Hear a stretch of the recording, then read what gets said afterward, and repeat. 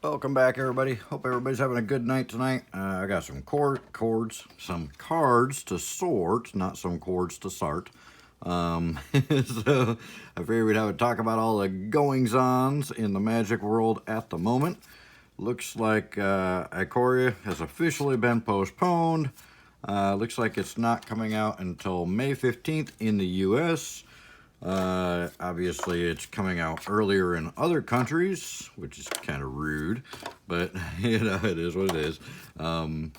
Wizards is shut down right now because of everything going on, so they did postpone the release here in America until like I said, the 15th of May.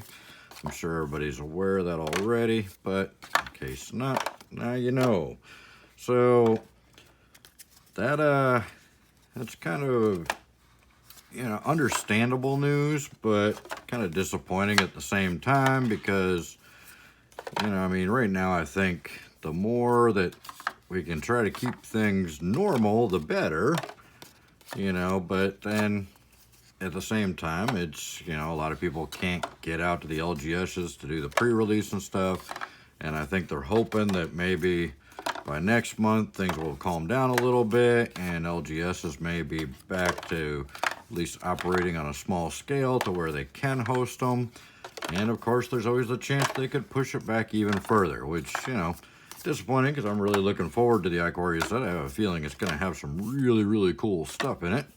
So, you know, I've been really kind of chomping at the bit for it. Obviously, there's been a couple sneak kind of releases happening here recently that we'll talk about in a second, but yeah, I'm really kind of looking forward to the set, and I have a feeling it's going to be one of those sleeping giant kind of sets. It looks like they might be gearing up for something pretty crazy with it, and I'm really looking forward to seeing how they do the box toppers. I hope they do the box toppers just like they did them in you know, the Ultimate Masters set, where they actually have a box topper pack on the top when you open up the box. That'll really make the booster boxes worth a lot more. That's the main reason that the Ultimate Masters boxes are worth so much, because frankly, I mean, there's some really good valuable cards in Ultimate Masters, don't get me wrong, but not valuable enough to justify the price that those boxes are. I mean, you're looking at about $350 right now for those boxes, and the odds of you getting $350 worth of cards out of one is pretty slim. So basically, the value is in the box topper, because the box topper could be anywhere from $20 up to like $150. So most of the value is in the box topper itself. So that's where you know, that's what's really driving up the price of the boxes. So I'm hoping they do something like that with Ikoria, with the box toppers. But I'm also hoping it's not just a single card, because that's a huge gamble. Well, geez, do I put this one in the hybrid pile, or do I put it in the two-color pile? Or multicolor? I guess multicolor. That's a weird one. Anyway, squirrel. So yeah, I'm hoping they put more than one card in the box topper pack. That would be pretty cool. I think if they did them like the promo packs you get for the prizes at the Magic Nights, you know, where you get 3 cards in there. One will be a kind of special art, and then the other 2 will just be stamped. They got the Planeswalker stamp on the card, but other than that, it's just regular rares. I kind of hope they do something like that with it, to be honest.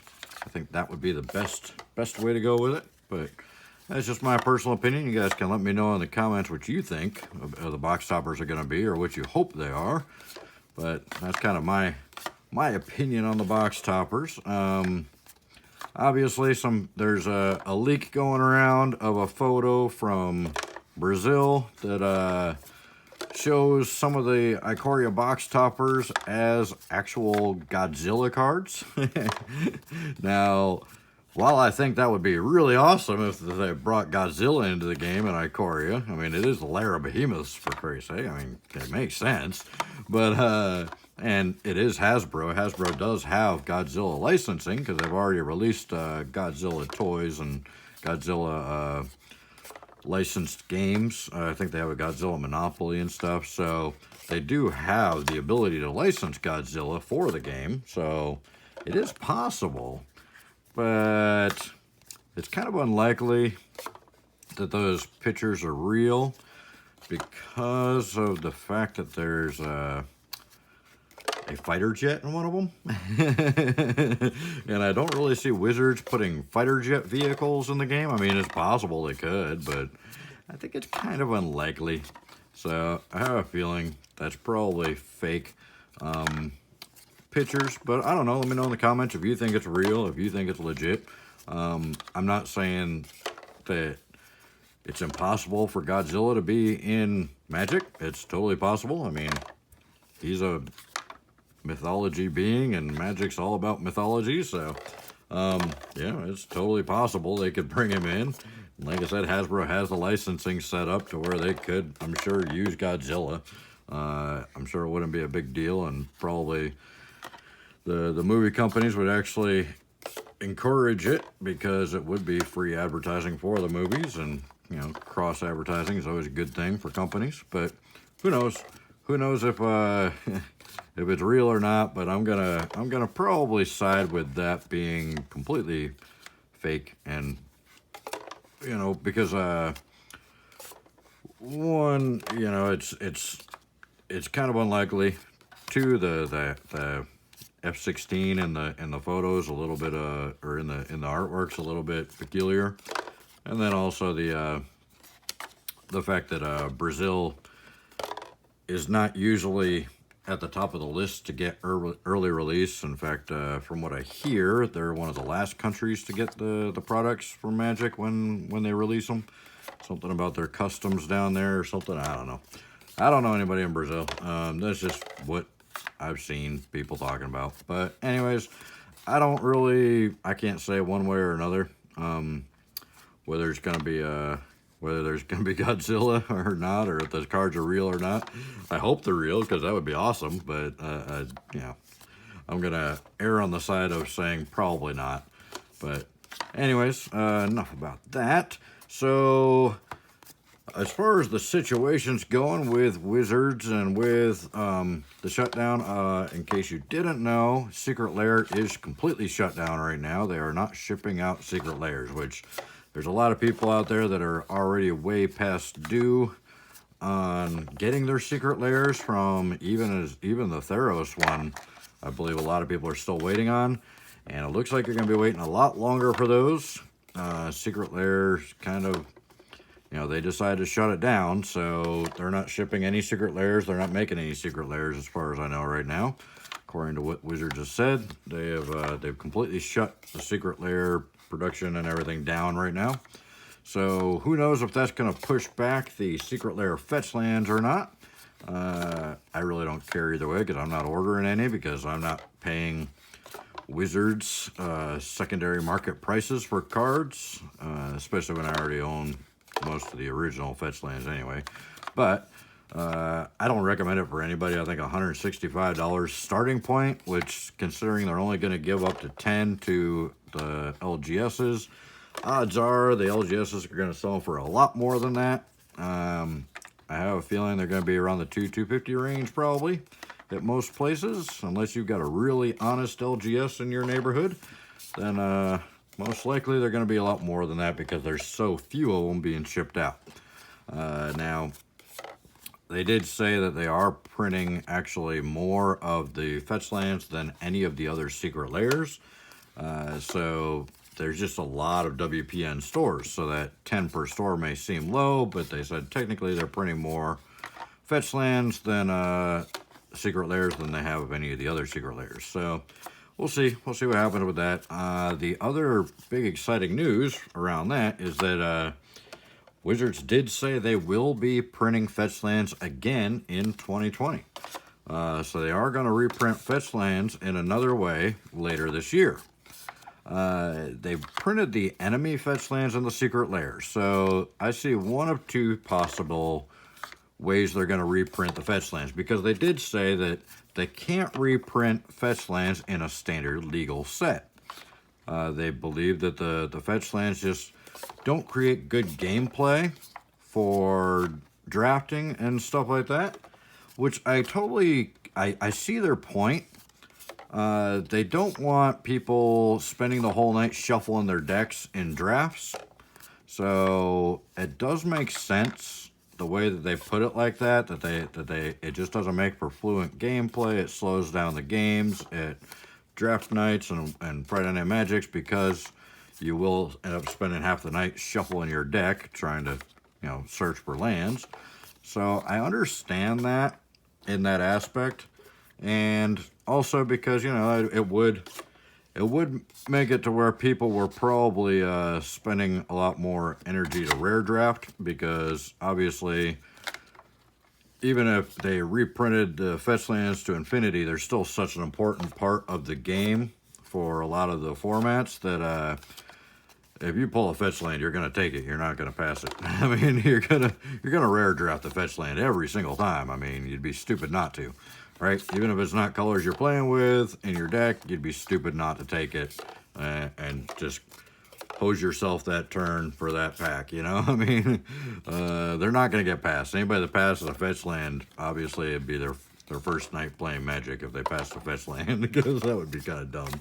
So I understand it, but my two, what I believe the only two ways that they're going to pull this off with reprinting them later this year is they're either going to put the friendly Fetchlands, the original Onslaught Fetchlands, in another secret lair, which would be the worst case scenario in my opinion, because they're already kind of hosing everybody on this secret lair. I think it would be bad taste to double it up, especially after all the anger they've seen over this. I'm not happy about it. I don't think they should have done it the way they did it. I don't like the way they did it.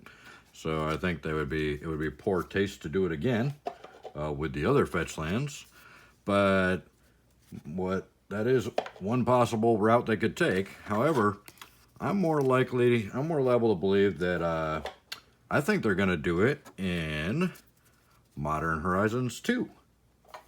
Because Modern is where people really are the most in need of the Fetchlands. And Modern Horizons would not be standard legal. So they don't want Fetchlands in standard. So there is a good possibility that they could print the friendly Fetchlands, the original Onslaught Fetchlands, in Modern Horizons 2. That's kind of what I'm thinking might happen. Let me know in the comments what you think, but I think that would be the smartest thing for Wizards. I think that would really regain them a lot of fans that are upset about the way that they did the Fetchlands in the secret lair this time around. I think that would really help soothe over some anger from the fans. I would be totally stoked with that. I don't know about you, but I would be absolutely 100% behind that. Yeah, I would love to see Modern Horizons 2 actually. Apparently, I pre-sorted some of these already. So I would love to see Modern Horizons 2 actually have the original Fetchlands in it. That would be epic. I would be totally behind that. And Modern Horizons 2, which, the Modern Horizons actually says MH1 on it, which means there's obviously an MH2 coming, and I believe I've heard that Rosewater has said that there will definitely be a Modern Horizons 2. So, or he's at least alluded to it, that there will be a Modern Horizons 2. So I think that may be what they're going to do with the original Fetchlands. I think they may actually put them in Modern Horizons 2, which I believe they're going to come out with later this year. So that's my personal opinion about when we're going to see the other Fetchlands and the second Fetchland reprint that they have absolutely verified that they are going to do this year. They did blatantly say that in 2020 they will reprint Fetchlands again. So that would be the best strategy, I think, for them. I think if they did it in another secret lair, people would just revolt. I mean, people are already upset about them doing them in the secret lair to begin with. I think it would be a really poor taste and really poor judgment on Wizards' behalf to do the other ones in a secret lair as well. Gary. Oh, he's so good. So that's what I kind of see happening with the Fetchland reprint in 2020. The one that they have verified that they are going to do. I think they're going to put them in Modern Horizons too. That's my personal opinion. I think that would be the smartest move for Wizards. I think that would really help out the value of that set. And I think it would really appease a lot of the players that are pretty upset about the Fetchland issue, because Fetchlands are important to the game in Modern. I mean, Modern players really do need Fetchlands. Wizards is like, well, we don't think you need them. You can play without them. Yeah, we can play without them, but we're not going to win without them. I mean, come on. You got to have Fetchlands. You got to be able to... Mana base is one of the most important things for being able to play the game fast enough to be dominant in the format. So, yeah, we do need Fetchlands, whether you want to admit to it or not, because you're afraid to reprint them too much, and you don't want to drive the value down because then you can't overcharge us on the secret layers anymore. You know, I mean, whether they want to admit to it or not, we need Fetchlands. I mean, it's just part of it. I mean, we have to have Fetchlands in order to have a deck that's going to really dominate in one of the formats that Fetchlands are allowed in, you know. Fetchlands are banned in Pioneer, from what I've heard, but I don't know. I haven't really played Pioneer since I've been back, so I'm not sure what Pioneer's like yet, so I'm not sure. But, yeah, we definitely... Modern and Legacy and Vintage obviously all need Fetchlands, and newer players that weren't around when Fetchlands came out like I was don't have access to them because they're just too expensive.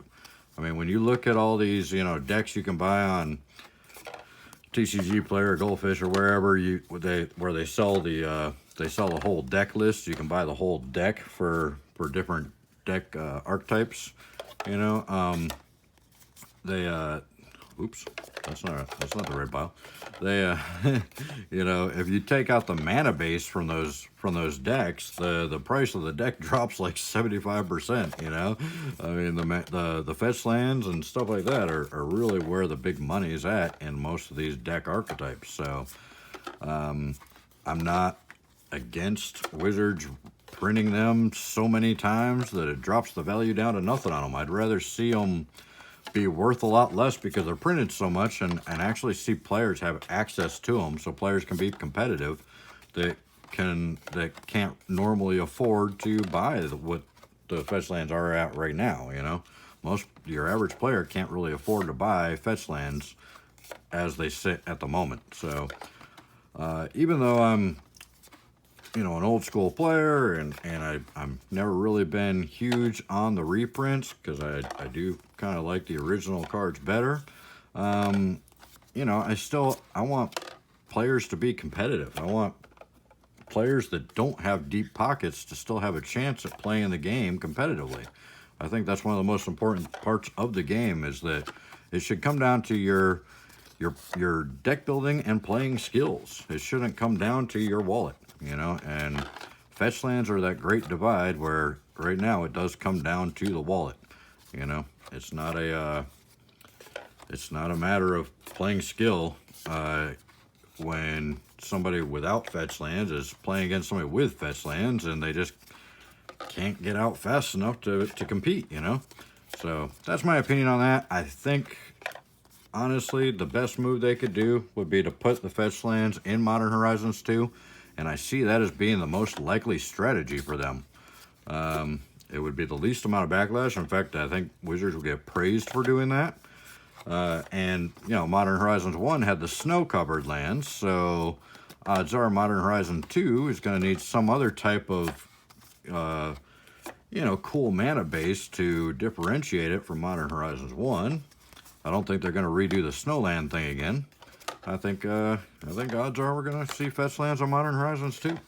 So that's my opinion. calling it now. I could be wrong. We'll see. It'll be interesting to find out. All right, so on to the mystery booster boxes, which is what I'm sorting right now. So the mystery booster boxes, there is a reprint coming.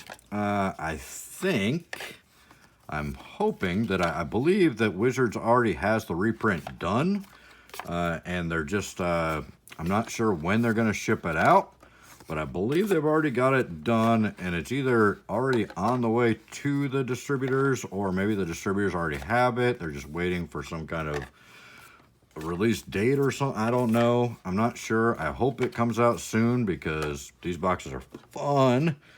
But also, I think the box prices are kind of way over the top right now.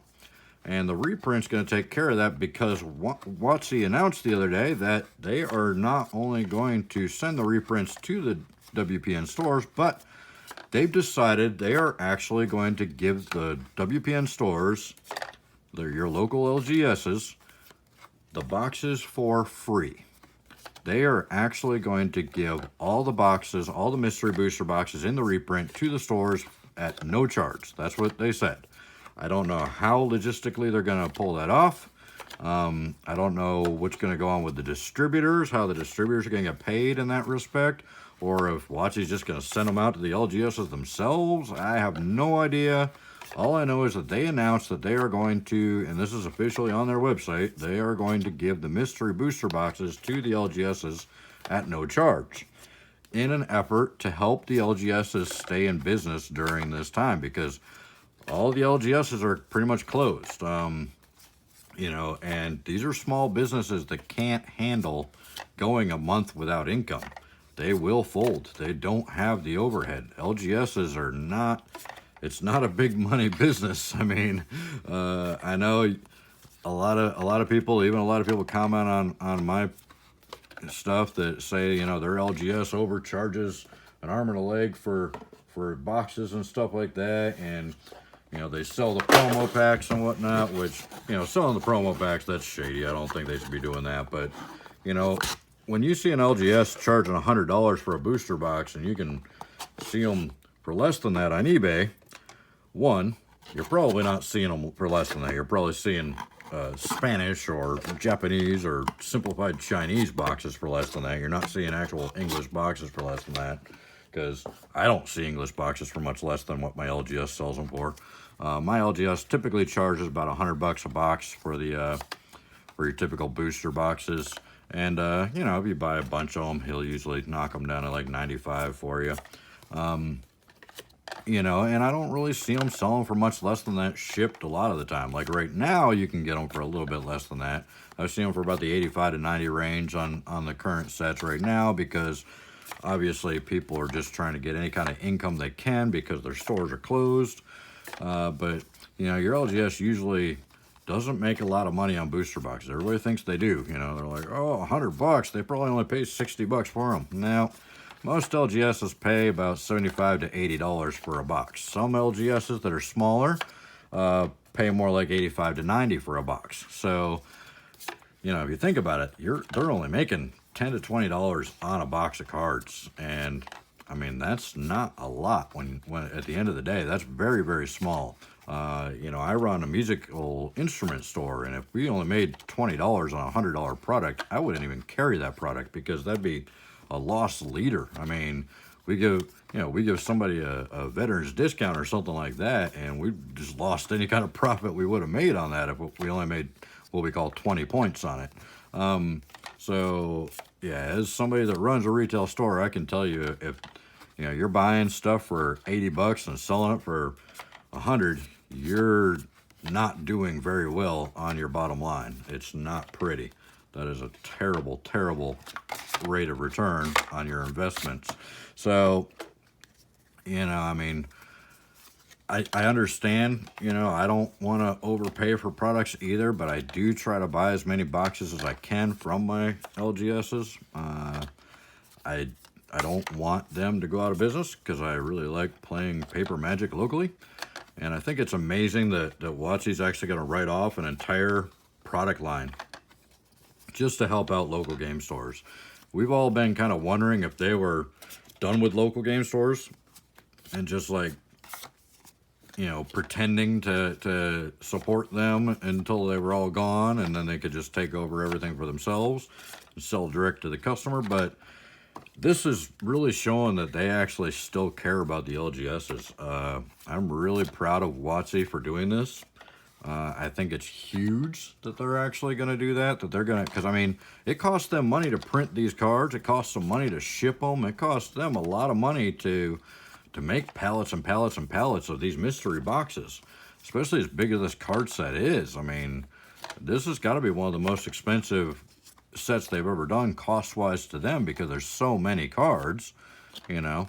I mean, yeah, maybe not in the end, because they save a lot on shipping because the boxes are a lot smaller and there's only 24 packs in a box.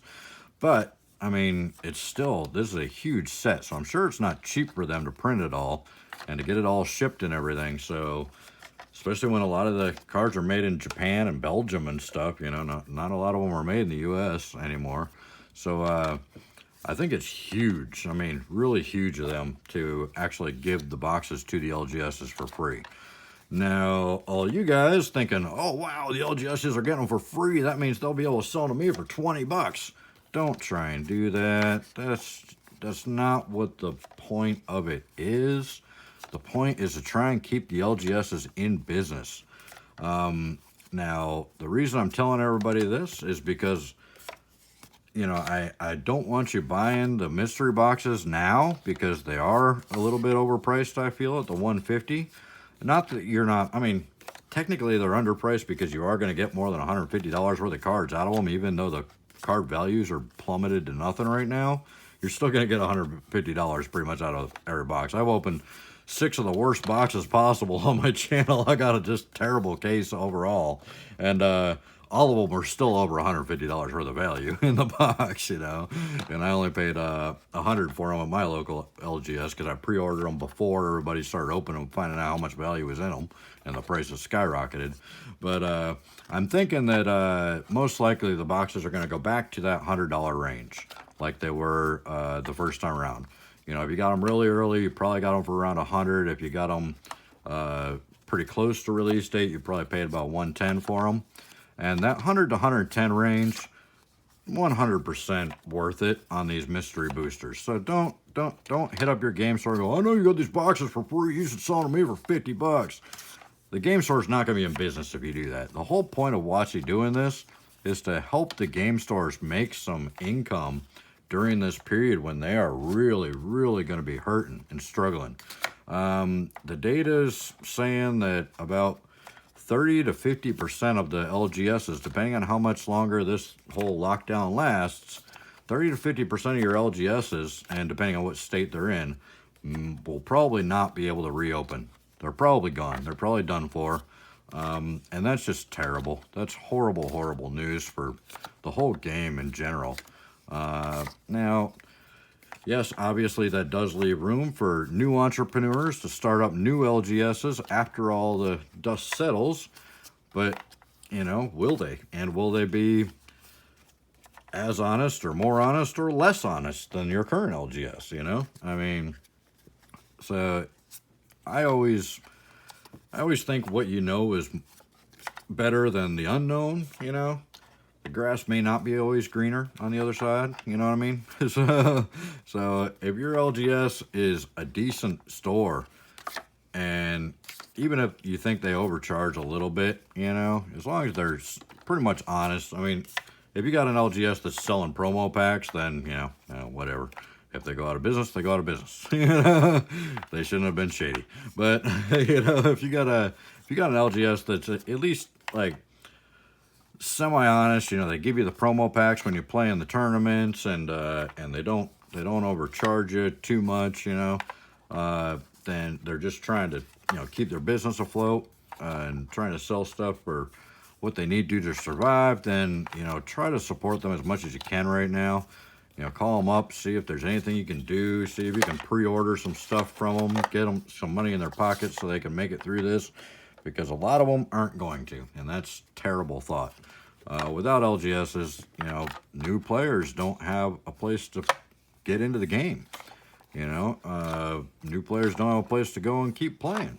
And it's kind of one of those out of sight, out of mind things. The reason that I quit 12 years ago and sold my collection is because I stopped going to Magic nights.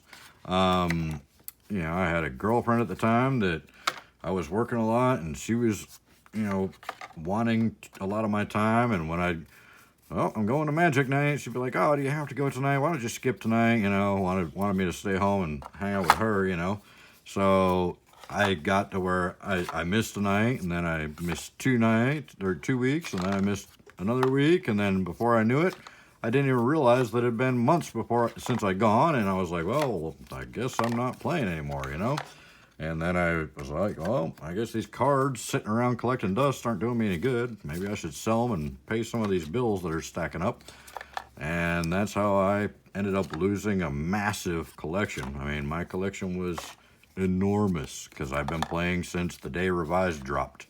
And I'd never sold my collection the first time I stopped playing for a few years. I still had all my original stuff, so I had monster boxes, you know, 5,000 count boxes full of Alpha Beta Unlimited Antiquities, Legends, you know, Arabian Nights, you know, all that stuff. I had monster boxes of it. And I sold it all 12 years ago because I just wasn't playing often enough, and I just kind of ended up getting out of it. And I didn't even mean to. I didn't mean to stop playing. Just kind of how things unraveled, you know. So without LGSs, that's going to happen a lot. You know, people are going to go a month without playing and then just move on to other things, or you know, there's going to be friends playing D&D or something that they're going to start getting into that and not have an outlet to play Magic at, and then they're just going to end up walking away from the game, and that's less players. Less players means, you know, less opportunity for everybody. So you know, really, I think supporting your LGSs is huge. I really think everybody needs to reach out to their LGS and see what they can do to help them. I know Wizards is doing the online thing with Arena. You can play in the Friday Night Magic events and then post your a screenshot of your results on your local game store social media, and then they'll give you codes to get sleeves and stuff in Arena, just for sharing it on their social media to help out the local game stores. So, you know, and Wizards is kind of tracking those codes to see which game stores are able to participate the most in it, and that's probably the stores that Wizards is gonna try to keep helping the most, is the ones that are getting the most going during this time. So it's very important to try and get your store involved in that and post on their page, their social medias and stuff, and you know, keep them in Wizards' eyes to keep Wizards supporting them, because Wizards is really reaching out to the stores and trying to help them. The fact they're giving away the free mystery boosters to the WPN stores is huge. That's a huge sign that they really are trying to help, because I mean, that's millions of dollars they're writing off. I can guarantee it. I can guarantee it's costing them millions of dollars to do that. Because the cards, you know, like I said, they're not cheap to print and not cheap to, I mean, yeah, I mean, obviously, Wizards, most likely it only costs them, you know, $30 to $40 to print and ship the boxes and all that. They're probably making pretty good bank on the boxes that they're selling. But still, it does cost them money. When you add that up across hundreds of thousands of boxes, you know, and tens of thousands of pallets of boxes that they're shipping around, I mean, they're spending millions on this reprint of mystery boosters, and they're just giving them to the local stores to try and help them out through this time. So I mean, hats off to Wizards for doing that. I think that's huge, and I'm really proud of them for doing that. But you know, make me proud of you guys too. Don't try and get boxes for next to nothing from your LGS. You get one of these boxes for $100, you can pretty much guarantee you're going to get $150 at today's current price out of them. Even the worst box I've seen was right around that $150 value range at today's prices. Now, as the dust settles and life starts going back to normal after all this is over, those prices are going to go up a lot. You know, these cards are great in this set. There's a lot of good cards in the set, and they are going to go up after all this is over with. In the next couple of years, these cards, you know, one of those mystery boxes is going to be double what it is right now as far as the value you get out of it. So try not to hose your local game stores. Remember that just because they're getting them for free, they are losing tens of thousands of dollars a month, which they can't afford. These are local business owners. They're small business owners. They don't have that kind of money to be able to ride out a storm like that. So they're going to need that money to help them pay bills so they can stay open. So don't try and get the boxes for less than $100 a box. But at the same time, you know, I'm hoping that the average price will go back down to that $110 a box, you know, because if it does, I'm going to try and pick up a lot of them. I'm going to try and help out all my local game stores. And one thing I noticed is when I bought the whole case, that whole case was terrible. It seems like you either get a really good case or a really bad case. So it's not just like a really good box or a really bad box in the case. It's actually, you can get entire bad cases and entire good cases. So I would say actually divide and conquer.